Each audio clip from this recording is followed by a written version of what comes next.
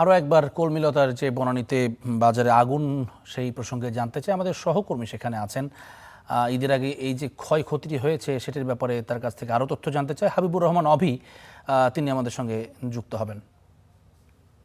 অভি, একটু আমাদেরকে জানাবেন ক্ষতিগ্রস্ত দোকানিরা কি বলছেন এখন, আর সেখানে মোটামুটি কি পরিমাণ ক্ষয়ক্ষতি হয়েছে সেই ব্যাপারে কোনো তথ্য পেয়েছেন কিনা, আর আগুনের সূত্রপাতটি সম্পর্কে কিছুটা ধারণা পাওয়া গেল কিনা? জ্যাভলিন, আসলে আগুন এত দ্রুতই এই ঘটনা ঘটে যায়, কি পরিমাণ ক্ষতি হয়েছে এটা আনুমানিক করাও এখন কঠিন, কারণ এখন প্রায় 1.5 শতাধিক এখানে দোকান রয়েছে। তবে যে ব্যাপারটা আপনাকে একটু আমি জানিয়ে রাখি, এই যে দোকানগুলো এগুলো কিন্তু ঈদের আগের মার্কেট না, অর্থাৎ ঈদের আগে যেরকম জামা কাপড় বা এই আনুষঙ্গিক যে দোকানগুলোতে নগরবাসী বেশি যায়, এরকম কোনো দোকান আসলে এখানে ছিল না। তবে এখানে দোতলায় কিন্তু আমরা দেখেছি যে টেইলরিংয়ের দোকান ছিল, মানে মানুষজন কাপড় কেনার পর বানানোর যে কারখানা বা দোকান সেগুলো কিন্তু দোতলায় ছিল। আর নিচে কিন্তু মুদিখানার দোকান ছিল, মানে নিচে বেশ কিছু মুদিখানার দোকান আছে এবং এখানে স্টক মার্কেট বলতে পারেন। মানে মুদির যে জিনিসপত্র, চাল ডাল বা অন্যান্য যে জিনিসপত্র বা ওয়ান টাইম প্লেট, এগুলো প্লাস্টিকের জিনিসপত্র ছিল, মজুত করা ছিল কিছু জায়গায়। তো আমরা দেখতে পাচ্ছি যে এখানে একটি প্রতিনিধি দল ঢুকছে, তবে কোন পক্ষের প্রতিনিধি দল সেটা আমরা এখনো বুঝতে পারছি না। ভেতরের চিত্রটা আপনাকে একটু দেখাই, একটু লাইটের ব্যবস্থা করেন।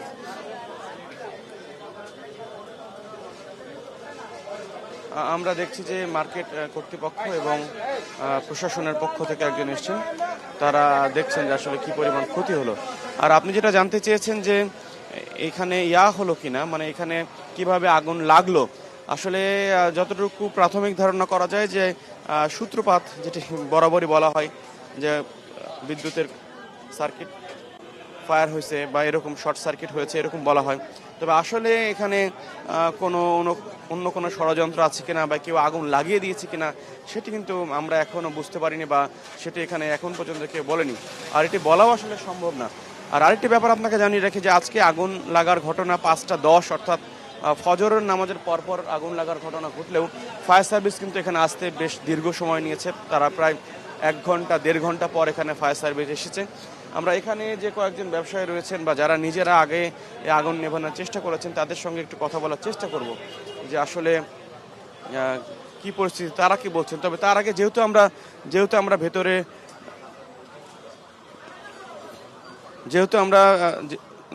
ভেতরে ঢুকেছি, আমরা ভেতর থেকে বাইরে বের হওয়ার পর হয়তো কারোর সঙ্গে কথা বলার চেষ্টা করব। তবে এখানে আমরা যেটা দেখতে পাচ্ছি যে এখানে মুদিখানা এবং বাজার ছিল নিচে, এবং এই বাজারে এখানে পেঁয়াজ, আলু, বেগুন, প্রতিদিনের যে জিনিসপত্র, সবজি যে মানুষের লাগে, সেই বিষয়টি কিন্তু এখানে স্পষ্ট ভেসে উঠেছে। এবং এই যে বেগুনের পোড়া বেগুন দেখা যাচ্ছে, এবং এখানে আলু পোড়া দেখা যাচ্ছে, এবং অন্যান্য যে সবজি সেগুলো কিন্তু এখানে পুড়ে গিয়েছে। মানে একরকম আগুন নিভে গেলেও যে ক্ষত সেটি কিন্তু এখনও স্পষ্ট। এবং এখানে যে বিষয়টা আপনাকে বলে রাখি যে ঈদের আগে কিন্তু বিভিন্ন জায়গায় কিন্তু এরকম অগ্নিকাণ্ডের ঘটনা ঘটে। শুধু ঈদ না, আসলে বাংলাদেশের যে বড় মার্কেটগুলো, এখানে প্রত্যেকটা মার্কেটে কিন্তু বলা যায় যে আগুন লাগার ঝুঁকিতে থাকে, কারণ এখানে ফায়ার সেফটি সেভাবে থাকে না, এবং ঝুঁকিপূর্ণ ভবনেও অনেক সময় এরকম বাজার বা মার্কেট বসানো হয়। তো ব্যবসায়ী যারা এখানে আছেন তারা বলছেন যে ঈদের আগে এরকম একটি ঘটনা ঘটে গেল, এটি তাদের পারিবারিক জীবন এবং তাদের যে ঈদের যে একটি উৎসব সেটি অনেকটা ভাটা পড়ে যাচ্ছে, এবং তারা এই ক্ষতিপূরণ পাবেন কিনা এই দুশ্চিন্তা এখন তাদের মধ্যে ভর করেছে। এখন ক্ষতিপূরণ আসলে কোন বেসিসে তাদেরকে দেওয়া হবে এটাও আসলে একটু ভাববার বিষয়, কারণ এর জন্য দায়ী কে, মার্কেট কর্তৃপক্ষ নাকি প্রশাসন দায়ী নাকি ফায়ার সার্ভিস দায়ী, সেই বিষয়টি কিন্তু এখনো বলা মুশকিল হচ্ছে। আর আরেকটা বিষয়, আমরা একটু কয়েকজনের সঙ্গে একটু কথা বলার চেষ্টা করি, এখানে যারা ব্যবসায়ী আছেন তাদের সঙ্গে একটু কথা বলার চেষ্টা করব।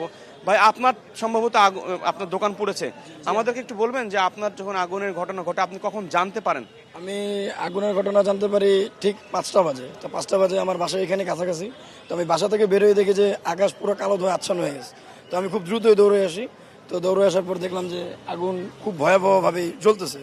তো দেখলাম যে তখন আমি যখনই আসি সাথে সাথে ফায়ার সার্ভিসের তাদের যে মানে আর কি হোস পাইপ, এটা আর কি তারা প্রস্তুত করতেছে, আগুন নিভানোর প্রক্রিয়া চলতেছিল তখন। ফায়ার সার্ভিস কটার দিকে এসছে? ফায়ার সার্ভিস আসছে আপনার 5টা সাড়ে 5টার দিকে আর কি।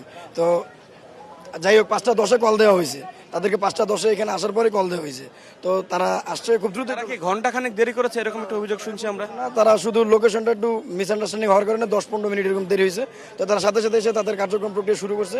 তো দেন আমরাও তাদের সাথে পরে হাত লাগানো শুরু করছি আর কি। ফায়ার সার্ভিস বা প্রশাসনের কর্মকর্তা আছেন, আপনি একটু বলবেন আপনাদের লোকেশন বুঝতে সমস্যা হচ্ছে কেন? না না, আমি ফায়ার সার্ভিস থানার, আমরা তো এখানে সকাল থেকে ছিলাম। হ্যাঁ। আপনারা ছিলেন, আপনারা তো আর আগুন নেভান নাই। না না না, আমরা আগুন নিবেন, আমরা ছিলাম, কোনো সমস্যা নেই। আসলে কটার সময় এসছে ফায়ার সার্ভিস? ফায়ার সার্ভিস আমরা দেখছি 5:20। যত সময় আছে ওরা। মানে এরকম কোনো প্রমাণ আছে আপনার কাছে যে ফায়ার সার্ভিস এখানে 5:20 ছিল? এখানে আমি তো নিজে ছিলাম, আমরা তো নিজেই ছিলাম এখানে।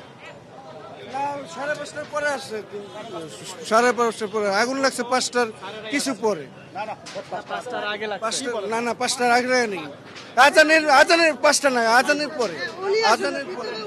আসলে এখানে যে বিষয়টি যেটি ঘটছে যে ফায়ার সার্ভিস ঠিক কটার সময় এসেছিল এটা নিয়ে কিন্তু এখানে একরকম দ্বন্দ্ব আছে। কারণ এখানে যারা প্রশাসন বা ফায়ার সার্ভিস বা পুলিশের পক্ষ থেকে বলা হচ্ছে যে আগুন লাগার সাথে সাথেই তারা বুলেট গতিতে এখানে চলে এসছে, কিন্তু এখানে যারা স্থানীয় যারা আগুন শুরুতে নেভানোর চেষ্টা করেছেন তারা বলছেন যে 5:30 পর এসছে। অর্থাৎ ফায়ার সার্ভিসের সাথে এখানকার স্থানীয় মানুষের যে সময়ের ফারাক সেটা আমরা দেখছি প্রায় 15-20 মিনিট। অর্থাৎ বলা হচ্ছে যে 1 ঘন্টা পর এসছে, বাট আমরা এখনও শিওর না আসলে ফায়ার সার্ভিস কখন এসছে। আমাদের অন্য একটি টিম সেখানে ছিল, হয়তো আমাদের সেই সময় সাংবাদিকরা ভালো বলতে পারবেন।